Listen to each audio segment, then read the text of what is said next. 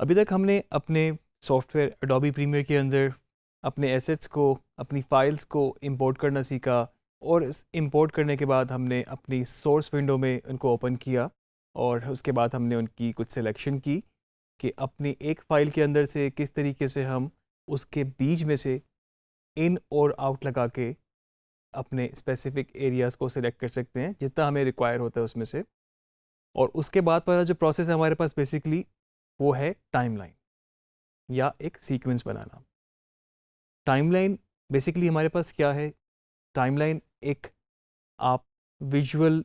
Representation कह सकते हैं अपने उन एसेट्स को या फिर जो भी आप अपनी ऑडियो वीडियो यूज़ कर रहे होते हैं उनको इस तरीके से जहाँ पर आप असेंबल करते हैं, या फिर जो हमारी एडिटिंग की मेन डेफिनेशन है रीअरेंज करना, मैनिपुलेट करना। तो जिस जगह पर हम उसको कर रहे होते हैं वो एरिया या वो विंडो हमारे पास जो है बेसिकली वो टाइमलाइन होती है। इसको हम मज़ीद एक्सप्लोर करते हैं कि टाइमलाइन किस तरीके से हम बनाते हैं, किस तरीके से हम इसकी सेटिंग रखते हैं और फर्दर इस पर किस तरह से हम काम कर सकते हैं। अभी आप देख सकते हैं कि टाइमलाइन का एरिया आपके पास यहाँ पर टोटली ब्लैंक है,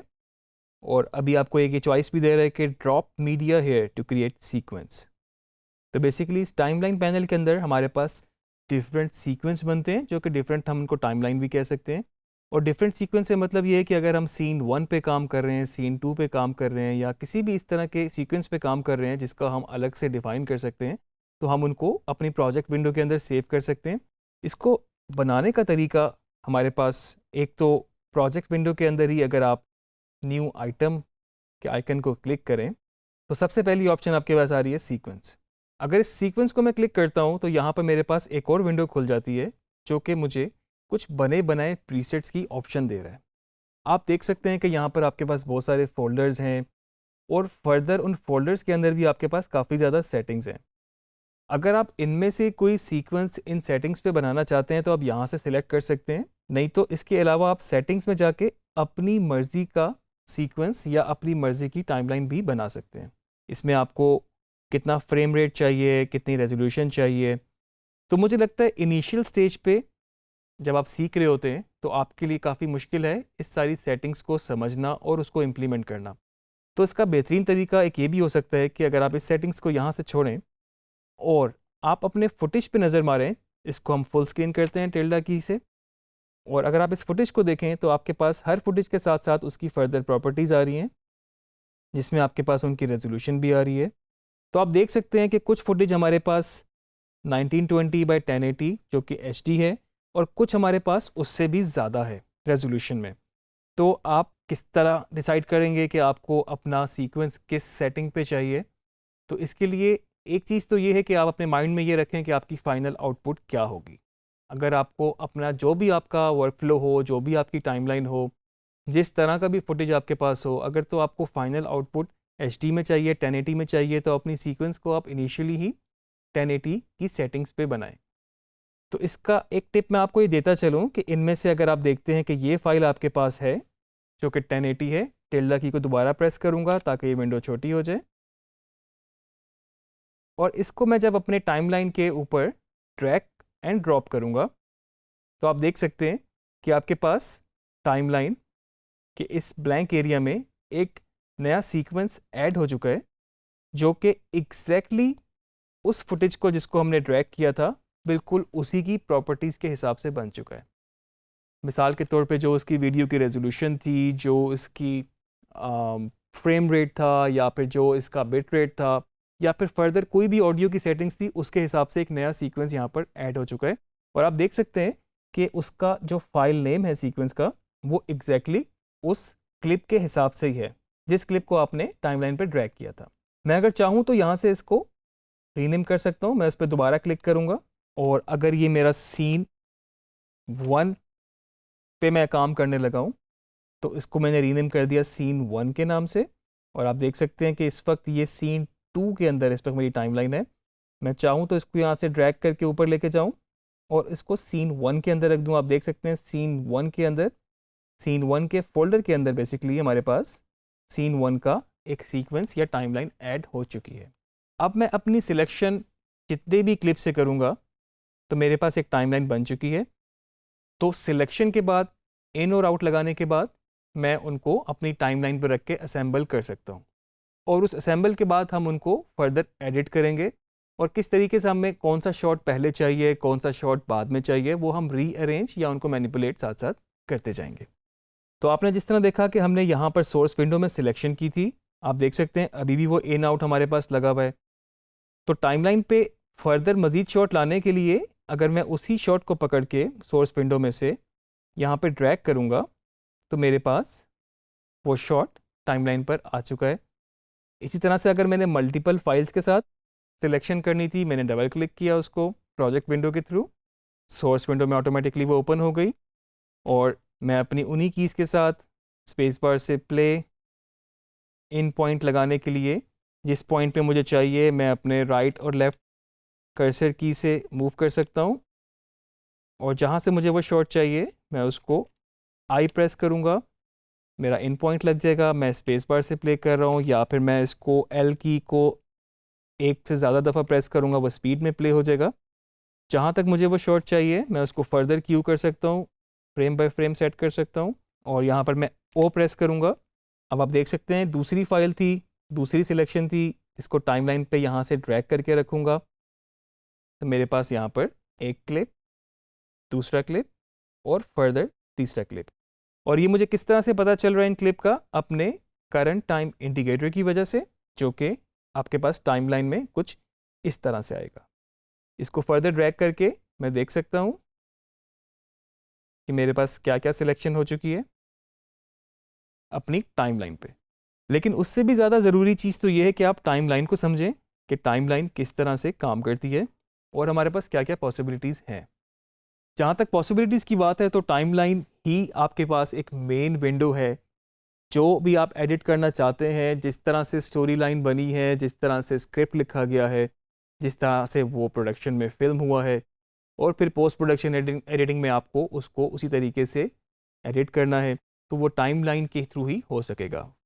इंपोर्ट करना एक अलग प्रोसेस है, सिलेक्शन अलग प्रोसेस है, लेकिन टाइमलाइन पे ही आप उसकी अपनी फाइनल आउटपुट निकाल सकेंगे जिस तरह से आप अपनी स्टोरी टेलिंग को लेके चल रहे हैं।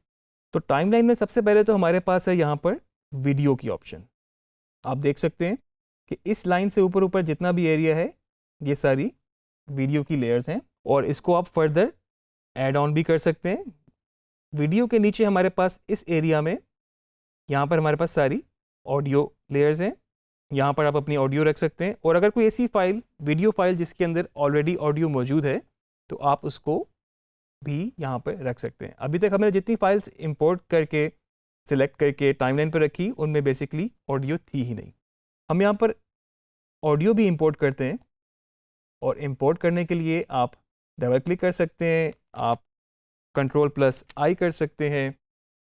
या फिर आप उसको डायरेक्ट ड्रैग करके भी लेकर आ सकते हैं। तो इस एम्प्टी एरिया के अंदर मैंने डबल क्लिक किया, मेरे पास इंपोर्ट की एक विंडो खुल गई और जैसे कि मुझे पता है कि मेरा जो एसेट्स हैं, मैंने फ़ोल्डर ऑलरेडी बनाया हुआ था ऑडियो का, मैं ऑडियो में गया, यहाँ पर एक और सब फोल्डर है और मेरे पास ये एक ऑडियो फाइल मौजूद है जिसको मैं यहाँ से सिलेक्ट करके ओपन कर लूँगा और अब आप देख सकते हैं कि आपके पास ऑडियो फाइल भी आपकी प्रोजेक्ट विंडो में इंपोर्ट हो चुकी है। जिस तरीके से हमने वीडियो को ट्रीट किया, अगर मैं इसको भी डबल क्लिक करूँ तो आपके पास सोर्स मॉनिटर के अंदर ही ऑडियो फाइल भी ओपन हो चुकी है। ऑब्वियसली ये ऑडियो है, इसका डिस्प्ले थोड़ा सा डिफरेंट होगा, इसमें विजुअली तो कुछ भी नहीं है, लेकिन अभी जिस फॉर्म में आपको नज़र आ रहा है ये बेसिकली इसकी कहलाती है वेव फॉर्म। आपको इसकी सिलेक्शन भी बिल्कुल वैसे ही करनी है, स्पेस बार से प्ले आप कर सकते हैं, आप JKL की यूज़ कर सकते हैं, आप अपने कर्सर कीज़ यूज़ कर सकते हैं, शिफ्ट राइट लेफ़्ट कर सकते हैं और जिस पॉइंट से आपको ऑडियो चाहिए आप वहीं पर इन पॉइंट लगा सकते हैं और जहाँ तक आपको ऑडियो चाहिए आप प्ले करके आप सुन सकते हैं इसको और जहाँ तक आपको ऑडियो चाहिए वहाँ पर आप अपना आउट पॉइंट लगाएंगे और इसको आप इधर से ड्रैग करके, क्योंकि आपके पास यहाँ पर दो ऑप्शन मौजूद हैं, वीडियो ओनली और ऑडियो ओनली, क्योंकि ये खाली ऑडियो है इसमें, तो हम इसको ऑडियो से ड्रैग करके टाइमलाइन के ऊपर ऐसे ले आएंगे। अब आप देख सकते हैं कि इस वक्त ऊपर वाली लेयर्स में आपके पास वीडियोस हैं और नीचे वाली लेयर्स में आपके पास ऑडियो है। टाइमलाइन का मज़ीद आपको फंक्शंस बताता चलूँ, आप इसको जूम इन जूम आउट कर सकते हैं। अगर मैं इस वक्त माइनस प्रेस करूँगा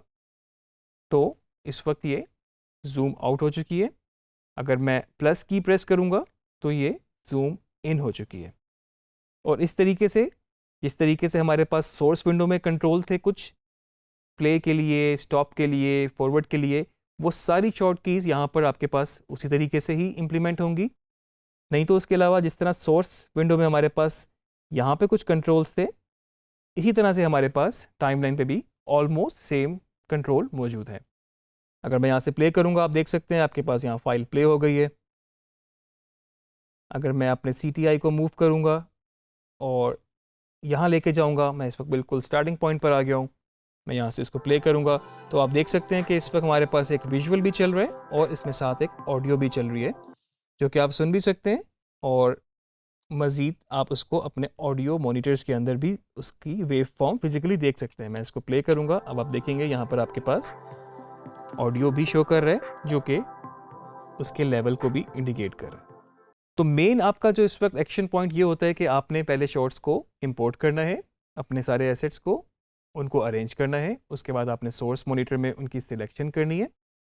और जिस तरह से हमने अपने स्टेजेस ऑफ एडिटिंग देखी थी, उसके अंदर आपके पास प्रीव्यू था, सिलेक्ट के बाद असेंबल था। तो बेसिकली अभी जो हमने सिलेक्शन की और टाइमलाइन पर रखा, तो बेसिकली हम उनको असेंबल कर रहे हैं। हमारे पास एक सीक्वेंस है, मे बी सीन 1 के नाम से, जो है उसको हम वहाँ पर उसके शॉर्ट्स की सिलेक्शन करके प्रीव्यू हम कर चुके हैं, सिलेक्शन की हमने, और हमने बिल्कुल वो पॉइंट सिलेक्ट किए जहाँ से हमें चाहिए था, जहाँ तक हमें चाहिए था, और उसका कोई इस तरह का पोर्शन जो कि हमने यूज़ नहीं करना था, हमने उसको सिलेक्शन से ही निकाल दिया। हमने अपना आउट पॉइंट इस तरह सिलेक्ट किया कि उससे पहले पहले तक हमने सिलेक्ट कर लिया,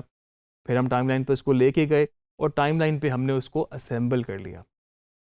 स्टेजेस ऑफ एडिटिंग, जो कि मैंने आपको पहले भी बताया था, बहुत इंपॉर्टेंट हैं। अगर आप उसको एक दफ़ा दोबारा से याद करें, तो असेंबल के बाद आपके पास एडिट रफ था। तो आप देख सकते हैं आपके पास जब टाइमलाइन पे चीज़ें आ गई, आपने असेंबल कर लिया अपने डिफरेंट शॉट्स, आप उनको यहाँ पर रीअरेंज करते हुए आप अपना एडिट बना सकते हैं। मिसाल के तौर पे मैं इसको यहाँ प्लस करता हूँ ताकि मैं इसको मज़ीद बेहतर देख सकूँ, और अगर मैं चाहूँ तो अपनी टाइमलाइन को वर्टिकल भी जूम कर सकता हूँ। यहाँ पर राइट पे मेरे पास ये कंट्रोल है, और इसकी शॉर्ट की जो है कंट्रोल प्लस से इस तरह जूम इन होगा, और कंट्रोल माइनस ऑडियो को देखने के लिए, और हमें ख़ास तौर पे ऑडियो पे बहुत ज़्यादा ज़रूरत पड़ती है, क्योंकि आगे जाके हम देखेंगे हम किस तरह से लेवल्स को कंट्रोल करते हैं, किस तरीके से हम इसको ऊपर और नीचे कर सकते हैं। तो ये वर्टिकल